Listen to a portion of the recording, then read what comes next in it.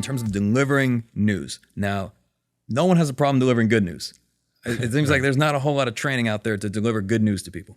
But delivering bad news is something that we all have to do at some point in our life, probably multiple times. Right. And what is the best way to approach that? Two real critical things. The right way to do it is you say, I got bad news. You wait about a second and you deliver the news. Never let somebody get blindsided by bad news. They need about a second to prep themselves, no matter how bad the news is. I got bad news. Now, if you wait longer than a second, now they really start to spin down. You know, you don't go, you're not going to like this. Are you sitting down? All that nonsense. People are remarkably resilient if you give them a second to brace themselves. So that's the way you deliver bad news. Now, the other part that a lot of people do wrong is before they deliver bad news, they want to say, how are you? That is not the way to do it for a lot of reasons. Number one, if you ask someone that, and I understand it could be very well-intentioned, but if you're going to deliver bad news and you got to ask them how they are, that either means you're ignorant or you're oblivious to the current situation. If I say to you, how are you? Your first thought is, especially if we're in an environment where you should be delivering me bad news, your thought is going to be, you don't know? Like, how could we be this far into this and you have no idea how I am?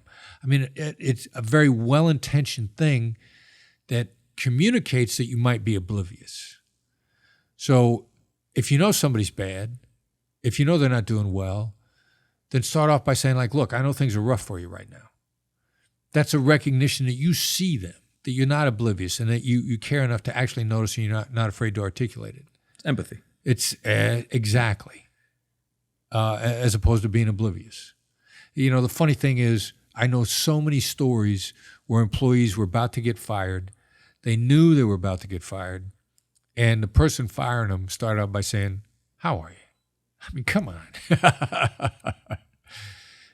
It's well-intentioned, but it's off base. So the better approach is coming in and saying, got some bad news. Got bad news. Today's your last day at our organization. That would be perfect. Completely perfect. They're not going to be shocked. They're going to appreciate the warning. They're going to appreciate the fact that you then didn't hold them and let them twist in the wind for a long period of time. Give people the chance to be emotionally resilient, and they will be.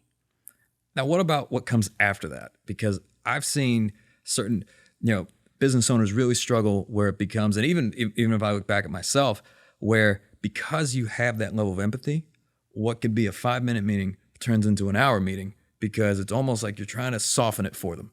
Of saying that, like, right, yeah, and that attempt to soften it is well intentioned, but torturous. You know, you rip the Band-Aid off. Just because you don't want it to hurt doesn't mean you should rip it off more slowly. You know, the most humane thing to do is to let them have it. Don't let them twist in the wind. You cannot soften a blow. There is no gentle way to cut off somebody's head unless you're trying to cut it off nicely. Then it's going to be torture. What do you do after that? Have a game plan laid out. They're going to be in a little bit of a state of shock. You're going to say, here's how we're going to proceed.